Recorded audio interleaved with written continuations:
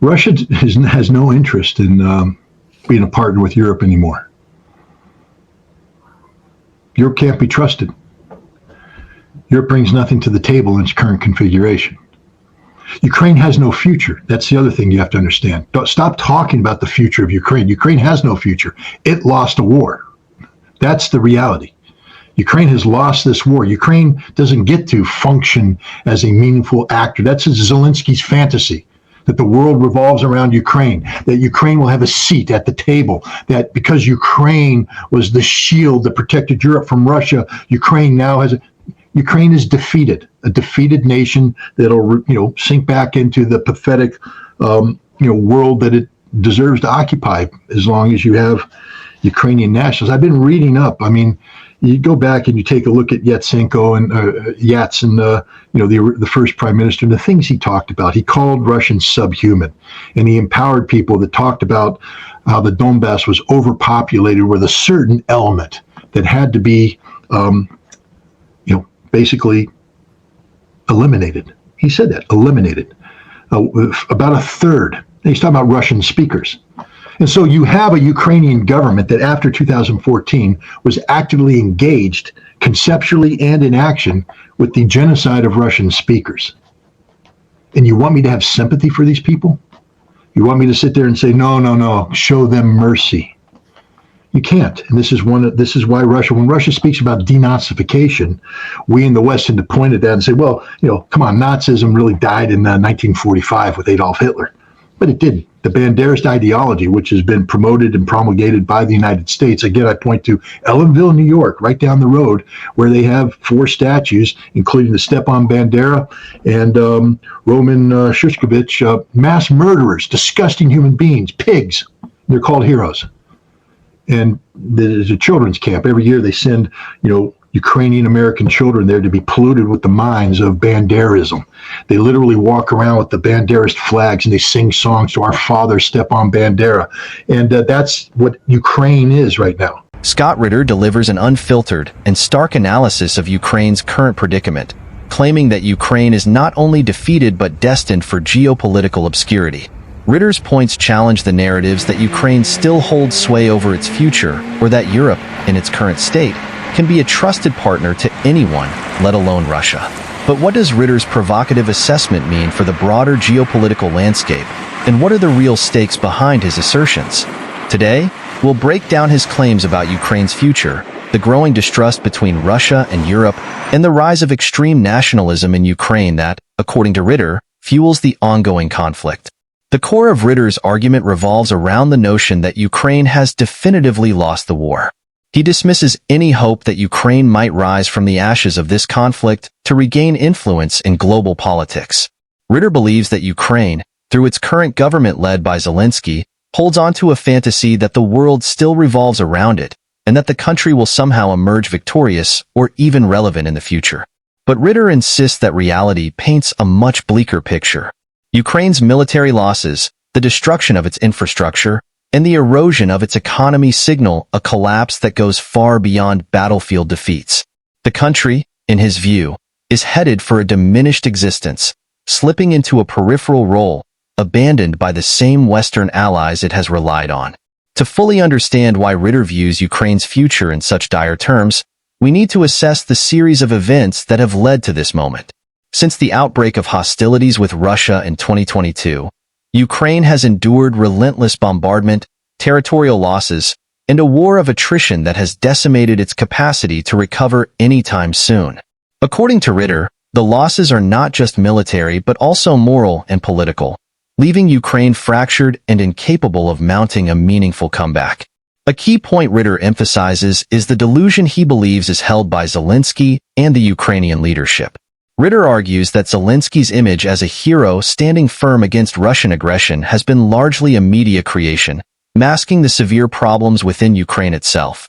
To him, the rhetoric that Ukraine will somehow be rewarded for standing up to Russia, whether with membership in NATO, entry into the European Union, or a place at the global negotiating table, is completely detached from reality. Instead, Ritter asserts that Ukraine is viewed more as a pawn in the West's broader strategy against Russia. Once the war reaches its inevitable conclusion, in his view, Ukraine will be discarded, left to rebuild on its own with little to no real support.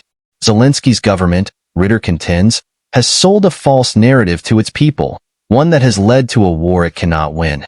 As the world watches Ukraine's struggle, Ritter suggests that more honest voices within the country, and even in Europe, are beginning to recognize that Ukraine's role in this war has been as a proxy, a battlefield for Western powers.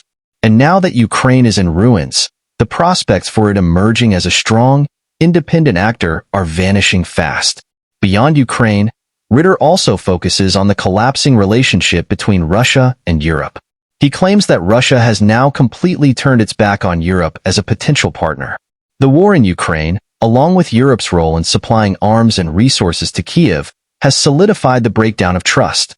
Ritter sees Europe as no longer offering any meaningful partnership to Russia in its current state. For Russia, this means shifting its focus eastward, toward alliances with powers like China and other nations outside the Western sphere. Ritter believes this is a strategic move, signaling a long-term realignment that will reshape global geopolitics. As Russia deepens ties with China and strengthens its economic and political partnerships in Asia, Europe is left struggling with the economic fallout from the war, the energy crisis, and internal political instability. Ritter's view here is that Europe has fundamentally misunderstood the nature of Russia's ambitions. He suggests that Europe assumed it could isolate Russia, but in doing so, it has driven Russia further into alliances that will ultimately weaken Europe's global standing.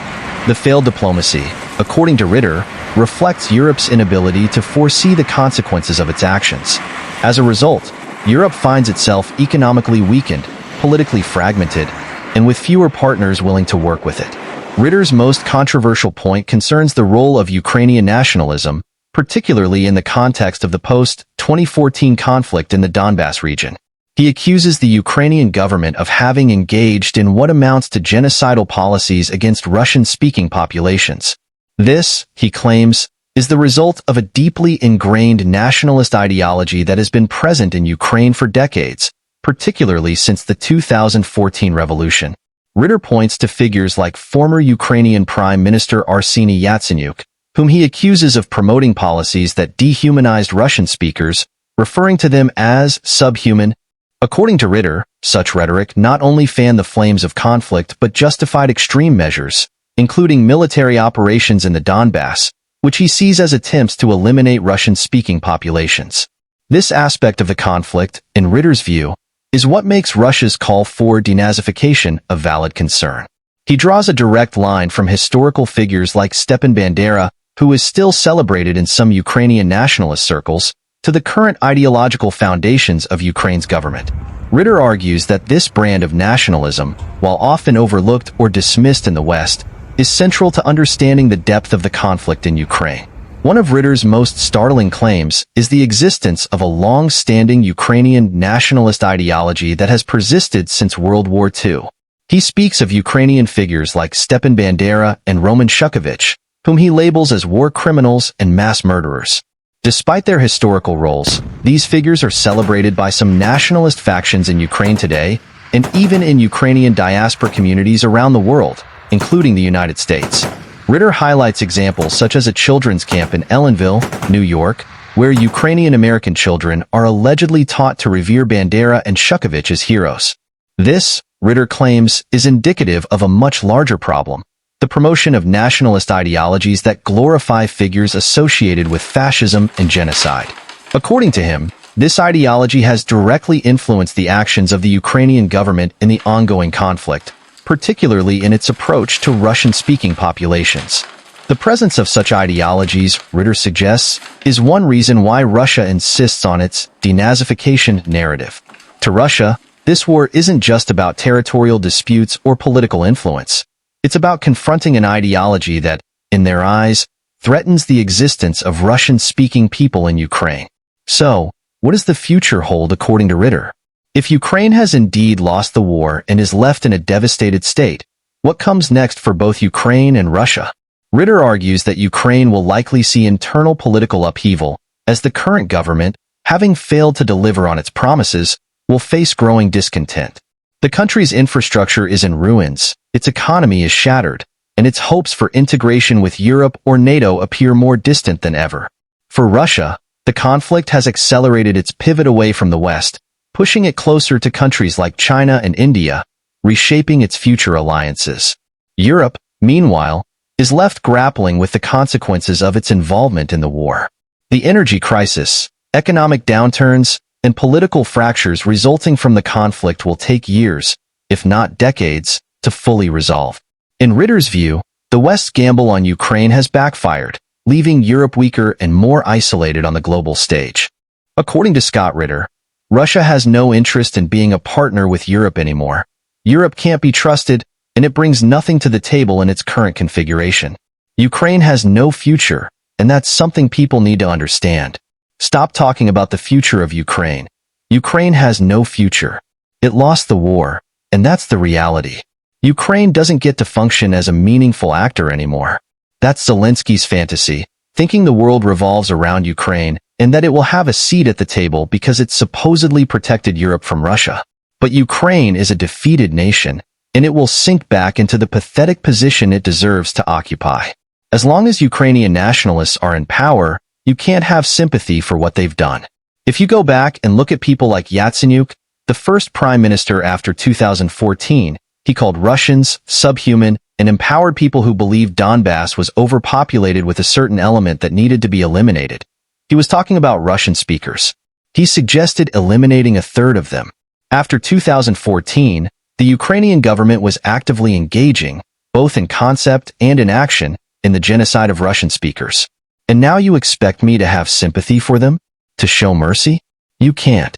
This is why, when Russia talks about denazification, we in the West dismiss it, saying, Nazism died in 1945 with Adolf Hitler, but it didn't. The banderist ideology, which has been promoted and nurtured by the United States, still exists. Look at Ellenville, New York, where there are statues of Stepan Bandera and Roman Shukovich, mass murderers, disgusting human beings, but they're called heroes. There's even a children's camp there, where Ukrainian American kids are indoctrinated with this ideology, waving banderist flags and singing songs to our father Stepan Bandera. That's what Ukraine has become today. Thanks for watching.